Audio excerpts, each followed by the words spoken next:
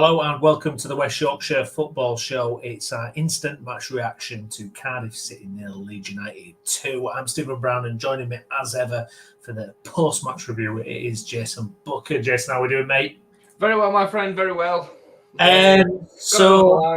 Yeah, I mean, the result not unexpected, really. I mean, complete and utter dominance from Leeds for about 99.9% of that match, a sending off, a penalty.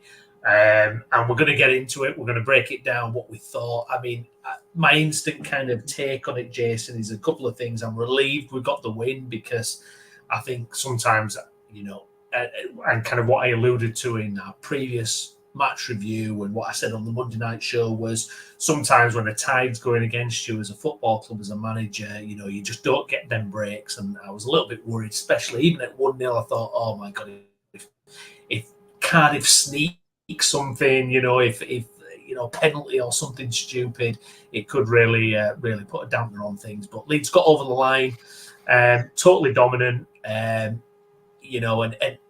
probably should have been a bit easier than it actually kind of was in terms of the scoreline. I mean, it was 1-0 for a very, very long time against 10 men. Sometimes it can make it actually harder when you're playing 10 men. But it did take Joe Perreault to come off the bench and say, look, lads, this is how you put the ball in the net, by the way, from probably what is the hardest chance of the game.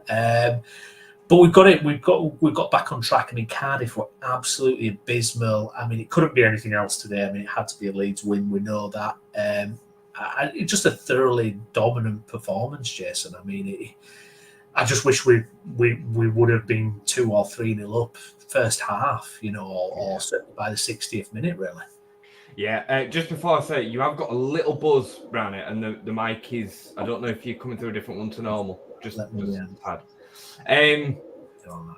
But yeah, mate, you're spot on. I mean, I think on another day, again, we score 3, 4, 5, and it's very comfortable. It didn't, for me, feel like possession for possession's sake today. It felt like we were trying to punch between the lines. I thought Brendan played very well. I thought Ramazani started really, really well, especially first half. Nonto were picking up spaces in and around different gaps that were nice. The first comment today was Gavin saying "lucky fuck." I don't know what to say to that, if I'm honest, because I think again Ramazani should score again in the first half. Joseph should probably score. We have a penalty that we miss. Like, he can't come on and score all them. He's completely dominated the game today. The way that we've set the team up, they are terrible. Cardiff were woeful, and they are probably the worst team in the league, and they certainly are right now. So, look, it does need to be taken with a pinch of salt, but you can only beat what's in front of you. And we should have comfortably beaten them 4 or 5-0 without barely conceding a chance before or after 10 men. There was absolutely no doubt about the red card. I mean, it's a stone wall red card. The only thing that makes it potentially a dubious decision, if you like, is the fact that Nonto kind of goes down and gets straight back up. I think he could have potentially saved him the red card. It was a bit of a weird one. Why are you getting up? Yeah, no, what's doing? It was a very weird one. Because if he scored, I think he'd have ended up not being sent off, which there's an angle to say that that's actually worse. So anyway, it was what it was, and it was very, very, very comfortable. And you're right, Perreault comes on and he's just a clinical finisher. I mean, he's by far the best finisher at the division. The best finisher at the club. Could be the best finisher in the division. It could be. The problem for Leeds United has always been getting him into them positions where he has them chances. He has one chance, and it's in the top corner. And I mean, it was probably the hardest chance that we had on goal today. Think of some of the others. Ramazani's was a hell of a finish, by the way, as well. Seconds after he fluffed the pass with the left foot, he then bends it round the keeper beautifully. It was a great finish. But for Perreault, it's getting him in them positions. So I think there's positive and negatives today. There was a lot to like. I thought Bogle was really good. Bogle was really, really good today. Really threatening going forward, getting into some really dangerous areas. Obviously won the penalty as well. And I thought today we were instigating, pushing through the lines much better. And a lot of that came through Brendan. I thought Brendan was excellent as well. I've seen a lot of things about being boring to watch. Yeah, I mean, there's a couple of comments here. I mean, Gavin, boring football. Tom, we are boring to watch, but main thing is promotion. Teams that dominate games like we do, like Manchester City at the higher level, it can be a bit boring. It just can, because you would so dominate possessions. Teams are so scared to have possession against you because you have so much dynamism and pace to kill them on the counter. They don't want to have the ball, so they let Leeds have the ball. And part of Farke's style is to suffocate teams through that style. You know, that game today was the same as the whole game, same as the Sheffield Wednesday game. It was exactly the same, really, because we're so much better technically that the games are going to play out like that. You know, and you'll occasionally get a Burnley who came and played exactly the same as Cardiff did today, limited this to minimal chances. And on an odd day, they'll end up beating us because Mano Solomon will slip and we'll miss our gilt-edged chances. So, you know, these performances happen. And again, I don't think you'd be saying that this were boring if we didn't have 3 years of Bielsa ball. I don't. I think you'd be saying we're dominating games and we're winning, and that's all that matters. I think that's what we'd be saying. But because we saw fruitful, fast, attacking, sexy football, we now see this as boring. I think as well, I think it's short memories as well, because I remember when Farke came in the pre-season, I was like just happy to see us have possession. Don't forget, in the last year of the Premier League, when we got relegated, we did not have possession of the football. Give the ball away. We had like 27% possession in games. You know, it was awful. I wanted to. It's nice to see us have the football. You know, look, I mean, it's actually funny because I was listening to it on Cardiff radio today, and they actually said that looking at this Leeds United team, they said the team seems less explosive than it was last year, but it's still of a very high standard and controls the game. I thought might be not too bad of a fair assessment. You know, when you're looking at, you know, you haven't got Rutter, you haven't got Somerville, you know, you've probably chopped and changed a bit. And today, what I felt was lacking was just really not just putting them to the sword. And I don't know what else you can do from Farke's situation. I don't know what you can do, because I mean, the Ramazani, you know, his goals are unbelievable. It's an unbelievable finish. It was unbelievable. And I was saying, like, Joseph, that's what you needed to do last week against Burnley. It was exactly the same, wasn't it? Yeah, exactly the same.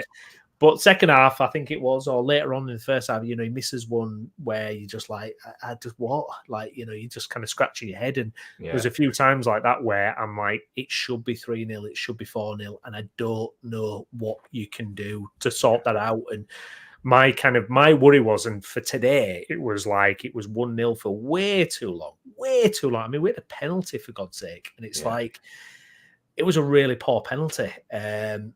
You know, I would have liked, personally, I know they've got their set up and they know what they're doing, and Stroik's been successful on penalties. I would have liked maybe Joseph to step up and take that, and maybe a thing of, let's get him a goal. Let's get him another goal from a really golden opportunity. For me, Joseph needs another goal. I thought his general play was really good today, but there's bits I don't know about you. There's bits I don't. Well, I don't know about you, but I feel strikers, and this seems to happen very quickly, they either go into the box of they are bad at finishing or they're good at finishing. It feels like that gets determined. It's like the Timo Werner thing of, like, as soon as it becomes a thing about missing chances, it's like they must be second guessing it themselves. I feel like if Joseph isn't careful, he's going to get to this thing where it's like, we don't trust him to put the ball in the back of the net, and we can't have that again with our striker, because we've had that with Bamford where he just can't finish his dinner at all, apart from 17 goals in the Premier League, and probably still missed a boatload that season.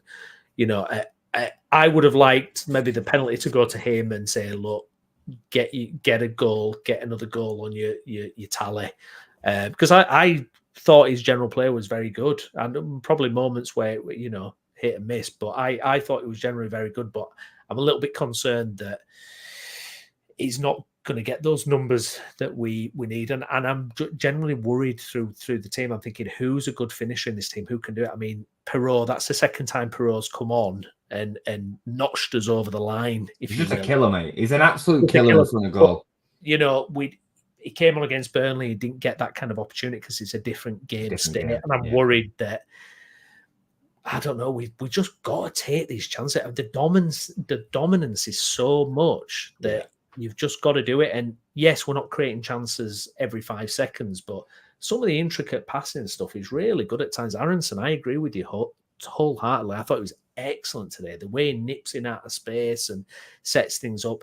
I just don't think it's boring. I just don't agree. No, I don't agree at all. I mean, there's a lot to unpack there, but like it depends on what you like to see. And again, I've made this point a few times on socials, on this stream. People just see the ball end up from here to here and a goal. They don't.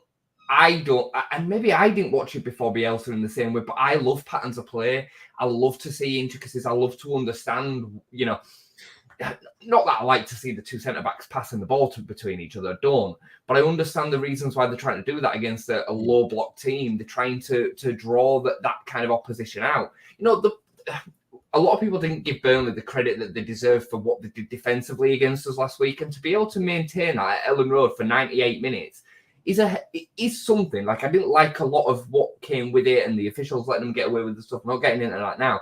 But to defend against that for that amount of time it's a skill in itself. Yeah. You know, today we completely and utterly controlled the game. Yeah, against a poor side, but we're still away from home. They're still fighting for their lives. They're still desperate for a result. And we limited them to absolutely nothing. That is a style of play in itself. It's a successful style of play in itself, which has won Farker 2 championship titles. So, you know, for me, and like I said, I don't think it's boring because I enjoy watching us have the ball. Same. Like, yeah, I've got short memories in it. I remember what it was like when we didn't touch the ball under Allardyce for those last 6 games. And Jesse Marsh, just whack it long, give them the ball back. That was his style of play, was to give them the ball and then play off seconds and stuff. Like, come on now. You know, and I mean, if I can just for a second, just get into a couple of comments. This one is crazy for me. Like, some great centre halves have been penalty takers over the year. I think Frank de Boer, as an example, was a legendary penalty taker. You know, I've seen some people say defenders in general shouldn't. We had Ian Hart for years, who was technically so gifted from the spot and from a free kick. Like, it just makes no sense, Gavin. And he scored 3 from 3 before today. And the second that we won the penalty, I said, "Oh, Pascal should take it. Like, he's cool, he's been calm." It was a poor penalty today, but you know, all penalty takers can take a bad penalty. I don't agree with that at all. I think he's been absolutely fine before. If he stepped up to take the next one, if Pirro's not on the pitch, I'd be happy with him taking it. I wouldn't have put anyone else on the pitch to take that one in front of him. I know you said Mateo, but would that have been a great time? What if he misses? You know, then what happens to his confidence then? You know, and I get the opportunity, 1-0 up against 10 men. I get it, but for me, I would just prefer the person who's best equipped to take the penalty to take the penalty.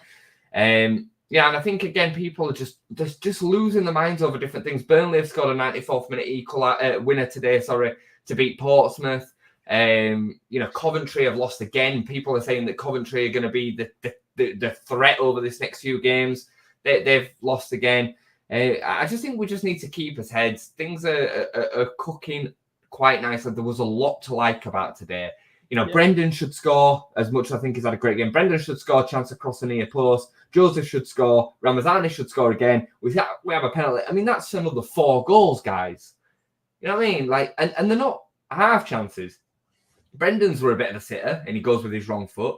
Mateo's, I think he should do a lot better, if I'm honest. Ramazani should do a lot better with the second one that he gets. And then obviously a penalty, you can't wish to have a better opportunity, can you? Just coming to Mateo, and I don't want to bounce around too much. I think he's trying too hard. I think it doesn't look natural. Everything feels really stiff. And I think there were a couple of opportunities, especially first half, where I'm like, release the ball, Mateo. Like, you've got an overlapper, just lay the pass on nicely, but he wants to take another touch or try and just overcomplicate it. And hopefully that'll just come with a bit of experience. There were bits that I liked today, and there were bits that I didn't. I'm still thinking right now, if Pat was fully fit, even this version of Pat, I still would like a bit of chop and change between them two. But I'm also okay with him sticking with Mateo long term, because I understand the benefits around that as well. But there is bits that worry me with him. There is. Yeah, I think with Mateo, I'm just kind of, I don't know, I'm just worried that he's going to get into this thing of he's not not prolific, and it's gonna become a bigger and bigger kind of issue. Yeah, I mean, Gavin has said there about Pirro starting as number, and that's for me. That's just We've kind of seen it. That's kind of instant. Yeah, we saw it, and it didn't We're work. seeing it not work. He can't do everything else, and the system doesn't build up in such a way that you're going to find him in the positions like he ended up today in that last moment. If for me, like, I'm happy to say that you can have a criticism of Farke signing Joe Perot and then not playing to his strengths because he's that good in front of goal. I can understand that argument. I think it's completely fair. But the facts are is that he doesn't fit the style of play, and he's not going to get given them opportunities very often. So you can't play him. This point I think is like, again, really crazy, because we're saying we're boring. It's Daniel Farke's fault, but then we keep saying we're missing chances every week. Is that his fault? His style and his tactic is creating them chances. So then it comes on the players. I used to have this conversation with Bielsa. Bielsa were exactly the same. The difference with Bielsa was we used to create more clear-cut chances. More like the Ramazani and Aronson and the chances that we had today. We used to create like 5, 10, 15 of them a game sometimes and still only win 1-0. That was the frustration there. So I get the difference, but I still don't think it's on the manager. No. Ramazani then started his first game. What did you make of him? I mean, obviously he's got that kind of explosive pace. Took his goal brilliantly. I thought it was a threat throughout. Obviously he's got to kind of fit into what we're doing here. I mean, it was funny actually. There was a point in the second half where he cut in off the left wing, and he looked like a kind of Somerville. Like watching Somerville, wasn't it? Really, it was like wow. Yeah. Very promising. Obviously, he's got on the score sheet. Do you expect him to be able to keep that position held now? The fact that he scored today and he's had a decent game. I mean, how do you see it kind of going forward with him? And what did you make of him kind of individually today? I thought it was really interesting that he set up on the left, because I imagined going into it when I saw the lineup and that Solomon obviously had not made it because of the injury, that Nonto would play on the left and Ramazani would play on the right. But he didn't, and it was very clear that Ramazani was the out-and-out left winger, which I would argue is probably the most important position within Farke's system because of the way that it usually gravitates towards the left and cutting in from that side. So I thought, it was really telling that kind of Nonto wasn't the main man, even though I thought Nonto had a fine game. I thought most of his build-up was really good. He dropped a lot deeper. I like it when he drops a bit deeper, a bit like what Rutter used to do, and kind of link that play up. But yeah, it was an interesting one, was that, because it told me that it was Ramazani and Solomon are vying for that left winger position, and then there's going to be either Ramazani or Nonto on the other side, along with Dan James. I don't think it's Nonto or Solomon on the left, which a lot of people was kind of saying it should be. Do you get what I mean? Yeah. So it's an interesting kind of debate. I mean, I've had back and forward on socials about this with Solomon. Solomon's our best player. Technically, he's our best player. Now, whether he can maintain the levels because of fitness for a 46 game championship season is a different question. I'm absolutely happy to say, look, he's not the man because of his injury record. Get it? And after 2 starts, he's back out the side because of a back injury, which isn't connected, but these things happen. We've seen this with Bamford, haven't we? So I can understand that, but I still imagine that if Solomon's fit, he will start. He's too good not to. Ramazani, very direct, really good going both sides. I thought he had some really nice moments. I thought his finish was absolutely excellent. I think that angle from behind. Yeah. Jesus. And bear in mind, he's right-footed. I thought it was very. I thought it was only a finish that probably he could make, and obviously I say that off a small sample size. But if you'd have put Nonto on his left foot with that angle, or Dan James, I don't think he scores that, or Brendan Aronson. I don't think any of them score that. So, or Joseph. So it's nice to see he's got that in his capabilities, because it went out and then came in. It was real tight angle that he picked on that side, but he checks over his left shoulder before deciding to take it onto his left foot, which I thought was really nice. So he had the composure to kind of understand what was going on around him. Thought he linked up nicely down that left side. I thought Firpo was a bit better today, but Firpo's always going to be better in them games where we've got so much attacking kind of impetus. Bogle as well. Do you think that's what helped Bogle as well? Obviously, that it was that kind of game. Yeah, and I mean, they're both going to look better when they don't have to do that much defending. But the difference with Bogle today was I thought he was really good at going forward. I thought he was a real threat. He was getting in behind that angle where the passes could be found in between the left back and the centre back.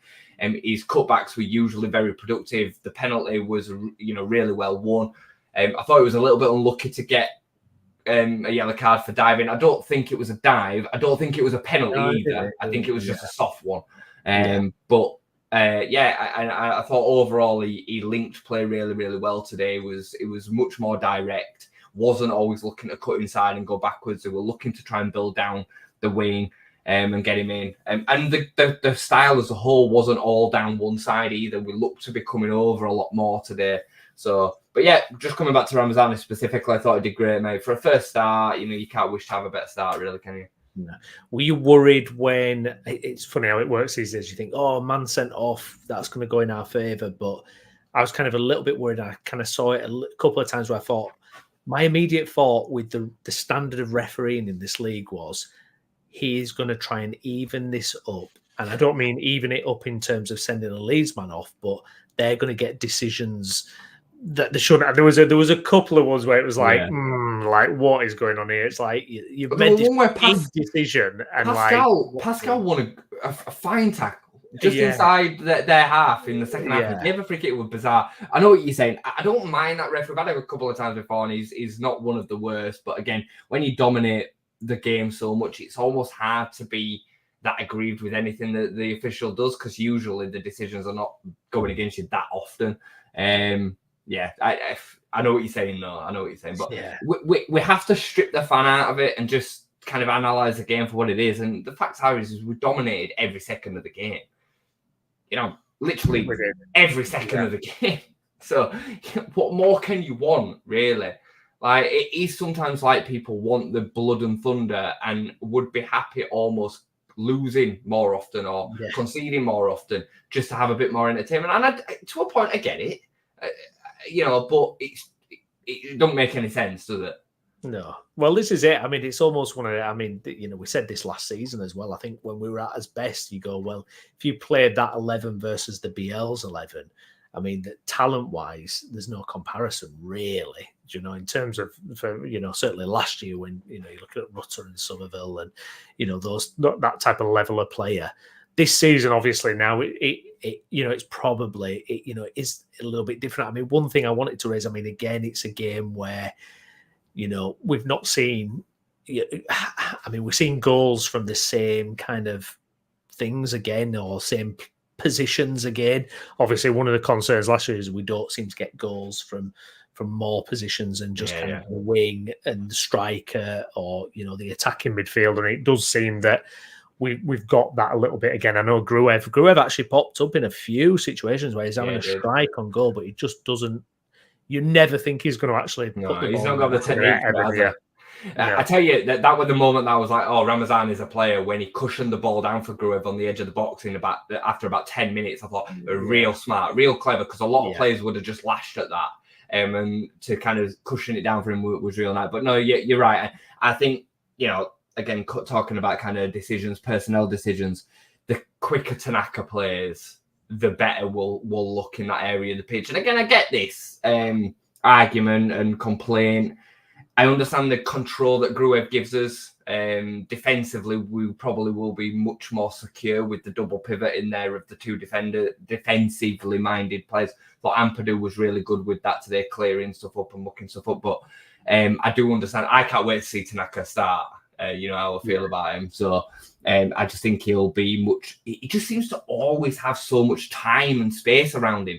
He's understanding and IQ and scanning. He's just second to none. Like, he's so good at it. So yeah, I'm looking forward to him playing. But I get you, mate. You're right. There does feel a similar-ish vibe to where the goals come from to last season. Yeah, and I kind of looking ahead as well. I mean, we we've got some big games coming up. Obviously, Coventry next week, Norwich, Sunderland. After that, we're getting to a period of games every 3 days or so. I mean, like a Tanaka, could that be his time to come in? Do you think we'll get something? Do you think possibly goals from someone like that? It feels like if Ramazani doesn't score that chance, I mean, I'm trying to. I've not seen the goal back again, but it feels like not lucky, but in terms of how the ball breaks to him, it's kind of almost unexpected because obviously in Cardiff are down to 10 men, they should be sitting deep, but we suddenly catch them in a situation where we've got this kind of opportunity, and it feels almost apart from that, it would have been very hard to actually crack them open today a little bit. We had chances before that, Browney, though. Yeah, we did. We did. We created chances before that. I mean, just seconds before he gets put through, Ramazani gets basically put through on the left-hand side. It's a square ball or a shot on goal, and he fluffs it. Again, that's not Farke's fault. No, that's I couldn't believe some of the opportunities we had and the positions we were in. You're like, how are we not doing more with this? I think the Joseph chance came before the red card as well, and we had some intricate build-up I saw somebody say earlier that we won't win. The game had been 0-0 if it weren't for the red card. Like, what? No. Why? Like, what are you on about? Like, is this just not the case? No. I just think it's so unfair, the kind of feeling that we're having, going back over it. I've seen somebody on social media saying, "Can you sack a manager after a win?" Like, what? Like, what? Like, honestly, we have been so badly spoiled that some fans just look upon this and just be like, "Oh, it's boring," or "It's not enjoyable." I don't get it. I don't get it at all. I would urge anyone to go and listen to Farke's press conference from Thursday, which I thought was brilliant. It really reassured me about a lot of stuff because obviously, when you lose a game, you're thinking, God, we didn't do anything in the last 20 minutes. I thought the way Farke was able to explain what was happening and understand it, and I really reassured me, and again today, I think that is what we go and do. It's difficult. I just don't know what people expect if he can't go on the pitch and put the ball in the back of the net himself. Yeah. And I don't know what he's supposed to do. I mean, it's total dominance today. It's 99.9% dominance, and we should have been 3 or 4-0 up. That's what we need. It's just, I was listening to, I don't know if you listen to it, but not the Top 20 podcast. And, this is an impartial podcast and they review all the games and everything. And one of the guys on there, George, he was saying for him, literally Leeds have just been unlucky. Farke has been unlucky because the underlying numbers and everything, I know, and we've had it in the group chat where we debate about, underlying numbers and XG and all this, and we're quite, cynical about it. But actually it points to the work that is going in and the position and what we're trying to do. And it's just frustrating that we don't go out and win 3-4-0. Maybe last year we might have had more. I know a couple of early games when we beat Ipswich 4-1 away, for example. We had maybe a couple of those games where we did that. But yeah, I don't know. I don't think there's anything more. He's setting us up to a point where we're creating golden opportunities, and we're still not. Some of these comments are pushing me over the edge. Like, this is mostly what you're going to deal with in the Championship. Cardiff, the level between them at the moment at the bottom, given the fact that they finished mid-table last season, is not that dissimilar to Sheffield Wednesday and Hull, who we've also beaten, who will probably finish mid-table as well. Like, that is what we're playing most weeks. You're not going to play Burnley and the way that they played every week. Most weeks, that's what you need to win games at the Championship. It's just bizarre. And this one as well is just, like, we're 6 games in. We've lost 1 game. Preston won 5 from 5 at the beginning of last season, ended up finishing, I think it was 16th. Like, there's no saying that West Brom are going to carry on playing that. And this constant hark back to Corberan. And if he wasn't Leeds' assistant manager, would nobody have been mentioning him? It's true though, isn't it, Brownie? Nobody would mention him. It absolutely is. I've done it myself. I've thought that. I'm not going to lie. I've had that thought myself. It's like, yeah, Corberan. He's spoken to Bielsa, hire him. Do you know what I mean? It's like, and I like him. Absolutely. And I did want him. I did. Doing a great job. I wanted him as the manager before Farke. I did, but in terms of the 5 the points level, behind them. 5 points. Like, come on, let's just simmer. It does feel to me right now. I know we're kind of going away from a match review here and talking just Leeds in general, but unless Farke wins every game, he's just got nowhere to go. That's how it feels. It feels from a fan base perspective right now. He has to win every single game, otherwise he gets absolute pelters. And you know, it did become a little bit like that under Bielsa at times. Like, you know, getting through with a 1-0 win away at Stoke or whatever. Yeah. What just wasn't good enough for people. The difference then was we had nothing to compare it against. No, well, that's But like, I mean, if you sacked the manager who has the highest XG and the lowest XG against, like, as a recruitment team, what are you looking at as a match? Right, okay, so we're going to sack number one in terms of, you know, this XG for and against. Like, who are you going to? Where are you going to go from there? Where are you going to go from there? You know, where are you going to go from there? Like it, you know, and you know, I mean, underlying numbers, stats, they're not everything, but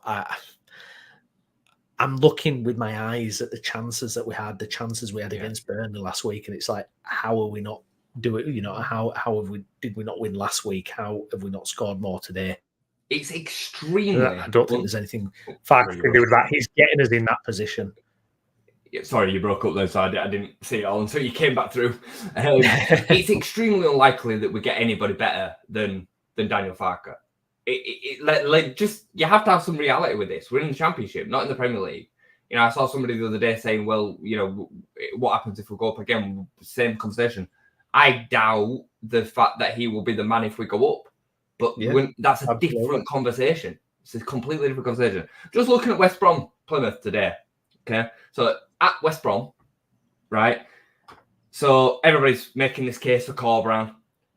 West Brom and Plymouth have both had 17 shots on goal today. Plymouth are probably the second worst team in the division, under the worst manager in the division, right? They've both had 17 shots each. They've both had 4 on target each, right? And Plymouth have had more possession, okay, 51 to 49. Nothing much between them, right? The game finishes 1-0 and Josh Madger scores again, right? So the point that I'm getting to when I make it land here is that the difference is a killer striker who's in form scoring goals for his manager. Whereas our team right now are having these chances, dominating games and being far more comfortable in doing so based on, you know, the statistics only, but we're not taking the chances. Josh Madger so far, I think, is top scorer in the league and he scored 6 or 7 already. Yeah, that's the difference. If Josh Madger drops off, which he's very likely to do because he's not really a proficient striker season in, season out, he's just not. West Brom are going to drop down the table, guys, and Corberan's not going to be winning as many games. It's simple. It comes down to the players, not just the style and the tactic. You can make the point that West Brom might have hit the post 3 times, fine, but them chances are just the same as our chances that we're putting wide when we should be scoring. You know what I mean? So I personally would much rather dominate a game with 25 chances against my opponent's 3 than have 17 going either way, because eventually that is going to balance out and you're going to stop winning them games. I promise you. Yeah, absolutely. Yeah. It's kind of, this is what it is going to be like, though, isn't it? Like you say, if we drop any points, I mean, you know, we've won today, and I mean, look at the comments. We've won the game, and it's, you know, I mean, you know, what are you supposed to do? I mean, if we drop points, anything, it's just going to be the intensity level that this season is at. I mean, for me, it's more than last year, Jason. I think I mean, last season we were nowhere. I mean, by this point we were, God knows, I'd love to see the table after 6 games last season. Yeah. I think Ipswich and Leicester, and probably Preston, already had maximum points. I mean, and this season it's ramped up even further. Look, I get it on one view, you know, in terms of, you know, the money spent. I mean, you know, talk about money spent though, and the salary. Obviously, we know the wage bill is huge, and it's one of the top 2 in the division, which should mean that we get it done this season. But you've still got to go and do it, you know. And you can't put the ball in the back of the net for the players, and you know, everything points that we're doing all the right things. You know, what else is he supposed to do? I am absolutely convinced that we're a Brendan Aronson last minute fluff away from saying that this has been a good start to the season. Yeah, you're not going to win every game, and you are going to lose games. Losing to Burnley in the way that we did, especially, is not the end of the world. It's really not. And then you're talking about a point away at what everybody seems to say is the best manager in the division and one of the best teams in the world. Like, I this loving for West Brom is just hilarious to me. Like, so, but then Farke doesn't get any credit for the fact that we went there and did what Burnley did against us at the weekend. Yeah, it makes no sense to me. So yeah, I think if Brendan scores that chance at the back end of the Portsmouth game, would have been like, that were a crazy game. We came out of it with the win, wicked. We move on, and then we've dominated everything. We've barely even conceded a goal. We've got 4 clean sheets. You know what I mean? Like, we're barely even conceding chances. It's a hard situation because I think you've hit the nail on the head there. It's like, we are literally not going to get any credit, or Farke's not going to get any credit for anything unless we win the game 5-0. Yeah, that's how we Like, feel. if it's like anything less, it's like, no, well, you've got the best squad, or you've this or that, or you know. And you can see that it was going ballistic today with some of the things that happened, because concentration's one thing, and that can sometimes be down to the style of play. Because when you are asking players that have not got concentration levels of Manchester City, things happen that shouldn't happen. So I can label some of that at him, but it's a style of play which usually will create you so much control that it'll win you more games than it won't. It's a simple, especially when you've got technically so much better players. So yeah, and I mean, again, but the thing is, we had this last year where I watched probably 80% of last season without breaking sweat. It was like, it's fine. And then the really intense games against Leicester, close, exciting game, you know, that's where you tested more. So you're going to see more of this kind of excitement or whatever that people are wanting, I guess. But you know, if you're playing against a brick wall today, I mean, what were Cardiff doing today? Yeah. What were their? I mean, did they even have any intention to try and score a goal today? I mean, there was, you know, it's. I don't think people really understand how difficult it is to play against a low block. I don't think they have any consideration for it at all. They just see the very, very best teams eventually score a goal, but they also have the most technically gifted players in the world. And I'm talking, you know, your Liverpools, your Man Cities. It's not fair almost to kind of compare them and the low block that they deal with what we're dealing with, because we just don't have the same levels of players. We don't have Haaland who can just eventually score one of the, like, it's just different. So it is extremely difficult, and it can be extremely infuriating for a team and for a manager to be patient enough to break that down. And if it's done well for 90 plus minutes, you'll get a little bit like what we got against Burnley. But we still should have won that game. That still shouldn't have been on the manager at that point, because we should have taken one of his chances. And that comes to individuals. You know, I know Paul's making the comments there about Norwich and Sunderland, and he'll get the credit. I don't think he will. If we go there and win them games, I don't think he will get the credit, because then he'll you know, whatever the game is directly after that, Sheffield United, Ellen Road. Let's say we draw that, he'll get pelters. He'll get absolutely pelters. And my thing with this is as well, I see this time and time again with Leeds, is because it's Leeds, the opponent gets like a 5 to 15% kind of like, they just seem more honed in. You know, they're more concentrated, they're more motivated. It's Leeds United, it's one of the big teams. That was it for years, haven't we? We give teams this extra 15% because they want to do us over, basically. I mean, you know, and we've all seen it. I mean, you know, other games, you know, Ipswich, probably that massively helped Ipswich last year, where they were kind of, you know, certainly nobody thought they were going to get automatic promotion. You know, players take their eye off the ball a little bit, and it's like when Leeds rock up to town, it's like, yeah, we want to beat these. We're going to die to beat these. We're going to absolutely blood, sweat, and Had it for tears years, didn't we? to Had it for stop years. this team. And Yeah. it's so hard. You mix that in with a low block and everything else, it just becomes like an absolutely mountainous task. I mean, this is why getting relegated in the first place was just the worst thing to happen, because you're going back to this world. And I mean, it's difficult. I mean, I have sympathy with Farke, because I hold my hands up and said it's got to be top 2, it's got to be automatic promotion, and I still feel that way. It has to be that. But at the same time, when you look at the games and you see the mitigating factors and the chances we're missing, I still completely agree. Like, the facts are is that doesn't change because of a few results or performances either. But the facts are is that when you analyse the game, the 90 minutes that's in front of you, it's a game of football, and all sorts of kind of things can happen.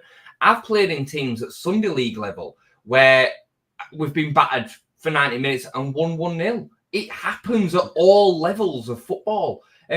Just so I'm not kind of going on and on and on and on, because I'm getting sick of hearing my own voice, really, with this kind of talk. What do you feel about this?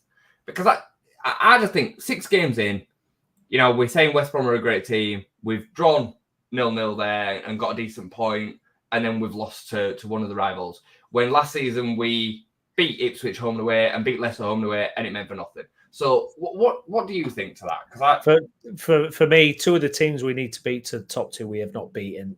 I personally think it means naff all. I think, you look at last season, you look at, we beat Leicester twice, we beat Ipswich twice, and it didn't matter. I think you've got to look in the context of where the season is and where we're at. I mean, when we went to West Brom, morale was on the floor. The fans, everybody was on the floor. We just saw Rutter. Everybody was miserable. It was an absolute dire setup at Leeds at a point. It was just everybody was like depressed. It was like, no, this is horrible. And we got a point. We've scrapped and fought for a point in a highly criticised. A lot of people criticised that game, criticised the tactics, everything like that. Against Burnley, I mean, 9 times out of 10 we win that game with the dominance and everything like that. I mean, it was Farke said himself he wasn't happy with the last 20 minutes. He held his hands up and said he wasn't happy with what the players did in the last 20 minutes. But which was good to know. I actually thought, I'm glad he didn't try to kind of go, that was fine. And he understood that. And unfortunately the players weren't able to deliver. That happens. So I think it's not to be kind of concerned about at this point. I really don't. I thought the West Brom result said a lot about what the players felt about him. Yeah, because after everything that they just down in tool. They went out there and played the way that he set them up for that day, which can't have been that. Like, playing like that's not nice. To kind of be so defensively kind of set up and kind of rigid for 90 odd minutes.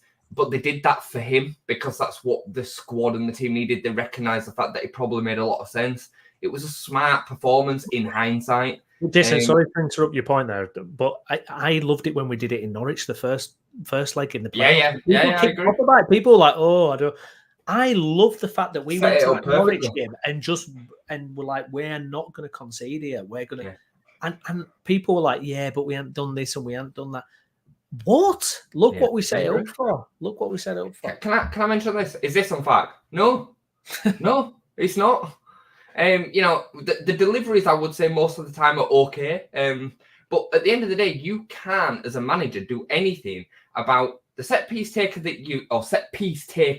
that you've got in terms of their technical ability to deliver across.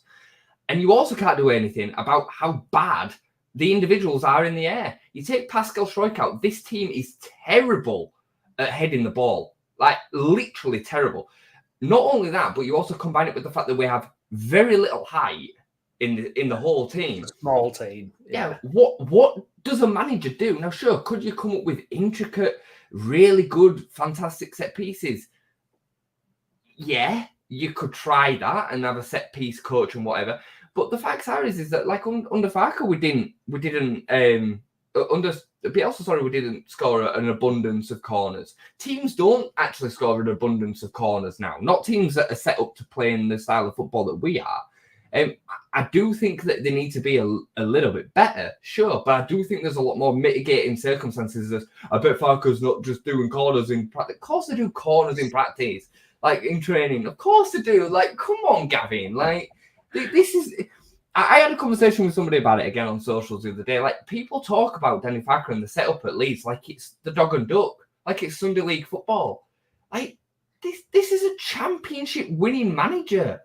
Like, he's still a top level manager. Is he a Premier League manager? Probably not. But I don't really care about that. Like, right now, like, to question him at this level in terms of like basics like that, is just silly for me. Yeah. All right, a couple of comments here. Mark, Leeds is everybody's cup final in this league. Absolutely. I mean, they all, you can just tell they have that extra 5 or 10% against Leeds, definitely. Gavin is back and not responsible for anything. Gavin, you watch our streams. I know you do. You watch our streams quite a lot. Go and watch the Burnley one. I were heavily critical about what happened second half, and I put a lot of it on Farke, okay, in terms of not away from the Burnley stuff. That again, there's some mitigating circumstances, but Farke didn't set us up right second half. He lost all control of the game second half in the way that we were set up. Substitutions were happening; they didn't make sense. The system went out the window. I didn't like the two subs of Aronson and forget who came on, but it was Pirro and then Rothwell who came on. I was very critical. I was very critical on that. I don't like it when he slows the game down. I don't like how rigid and kind of stubborn he is on substitutes. Bielsa was also the same, by the way. Always Tyler Roberts at around 70th minute. Okay, like it was exactly that. But people are like, let's go back, like as if Bielsa didn't have some of the same traits. It's the traits of top level managers. They stick to Plan A and do Plan A better. I remember watching, and Pep Guardiola speaks about it very openly. He won't make substitutions if his team are losing 1-0. Because he's like, them players out there are the players that I sent out there to do the job. To say that I'm going to then make a change like that would say I've got it wrong. Like, and that's what some of these managers are like. They've got massive egos, and some of that's not great, but also it can deliver really good results more sustainably over long periods of time. It's bigger than just the 90 minutes against Burnley or the 90 minutes against West Brom. It's over the seasons usually. Well, I mean, this is what I'm kind of more worried about, more concerned about. I said to you last week is the fact that we're just bloody unlucky, and it's Leeds United to just kind of not get our rub of the green. I mean, we can do everything and put all the pieces in place, and still, for whatever reason, things won't happen for us. Let's just kind of pull back a bit then. Let's kind of bring it back to today's game specifically and kind of the setup and everything. I mean, for me, we'd love to now see a kind of bit of a winning run. We actually saw Schmidt today as well. Schmidt came on like 19 right wing though, didn't he? Minute or something. I mean, he didn't even register where he was playing with me. And we've got players there. I mean, Rothwell. I mean, he's kind of been a little bit forgotten, hasn't he? In fact, with Tanaka coming in, who's the glitzy kind of signing a little bit, and the one with a lot of promise. But we still got Rothwell coming in. Obviously Pirro bangs in a goal today. There was a Saki comment from the Cardiff commentator who was like, "It's not bad when you can bring a £14 million player on to do that in the Championship." Like, well, that's where we're at. That's where we're at least for this season. Overall, I mean, is this going to settle any nerves? Is this going to settle the debate? It don't feel like it, does it? I mean, judging from what we're seeing, and it doesn't feel like this is going to settle anything down, does it? Really? No, and you know what? If you're from a position of like you're not happy with what's happening, I don't think it should. I mean, I don't think you should be there anyway. But today's result and performance shouldn't change much, really, because it wasn't perfect. So there is still some things to work on. I think the position that some fans are in is preposterous anyway. So it's a difficult one, but it definitely isn't going to quieten the noise. But I do also think that we're going to have to win the next 5 for Farke to then be able to draw one or lose one, and fans not to just. We've got to be top of the league, haven't we? We have got to be top of the league, comfortable before that's not going to happen. It's pure fear, mate. It's pure fear because it of the impact of not going up this season. And I get it. I do get it. But I just don't think it's healthy. I don't think it's good for helping the club. Like, I think the fans have got a part to play. I've always said this. And us all losing as heads over social media, they see it. They see it. And you are... I'm not going to change anything by saying this. I know that. But you are inadvertently impacting the results and performances when you are so vociferous unfairly, I think. Some of the stick that some of the players get, and Farker in particular, I mean, thankfully, I don't think he's going to change too quickly, but it isn't good. It isn't helpful. No, I absolutely agree. Let's have a look through some of your comments here. Diggler, I remember Farker saying that they were going to bring in some big, tall players during the window, and it didn't happen. Let's have a look. And with Jorginho leaving, I think we badly miss a physical, strong player who drives a player forward by the scruff of the neck.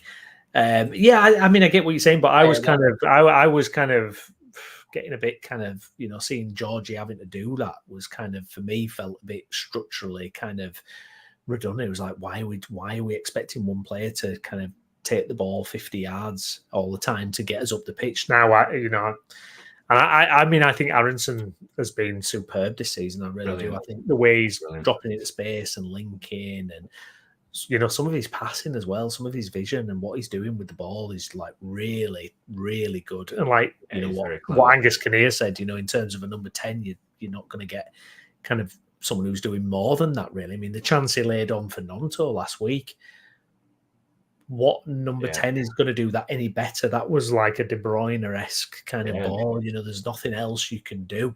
He's exceptional for the level, mate. He's absolutely exceptional for the level. I couldn't agree more. I really like what he brings. I thought he would, and I thought he'd be a step up. I actually think he's more suited to the 10 role than Rutter is.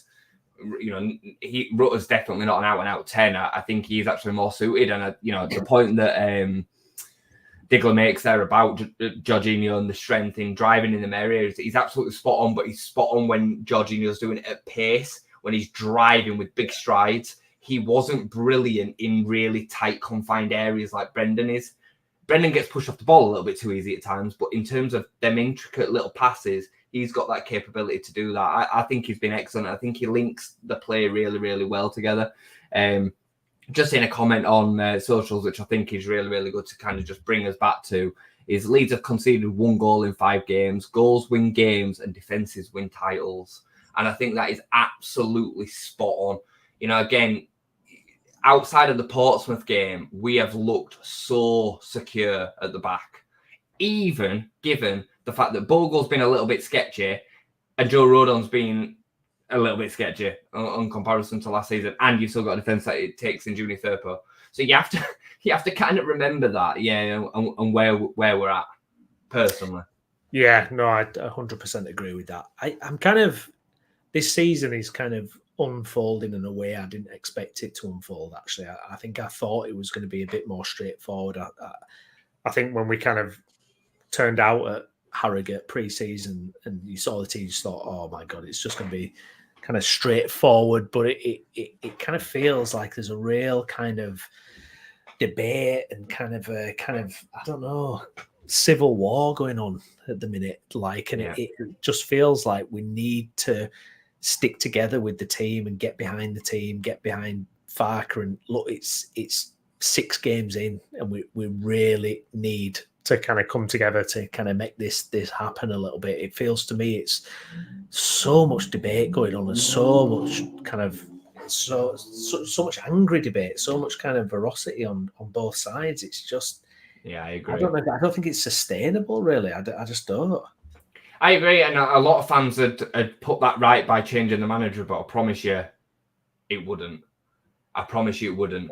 We'd be 5 or 6 games in, the new manager bounce would go, and we'd be left with the manager that wouldn't be as equipped to deal with what we've got to deal with at Leeds United, because it's a big, big job.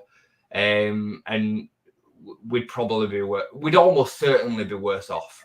We were there with Javi Gracia. Do you remember when Javi Gracia came in and we were like, this is it. This is like anti-Marsh football. We are fine. And then we got spanked by Crystal Palace, and we never turned it around after that. For the record, I couldn't stand Jesse Marsh. But if we got to play that back, I would have Jesse Marsh for the rest of the season. Yeah, I would have done. Same. And that's with as bad as he was, I would have still had him over what then came after that. 100%.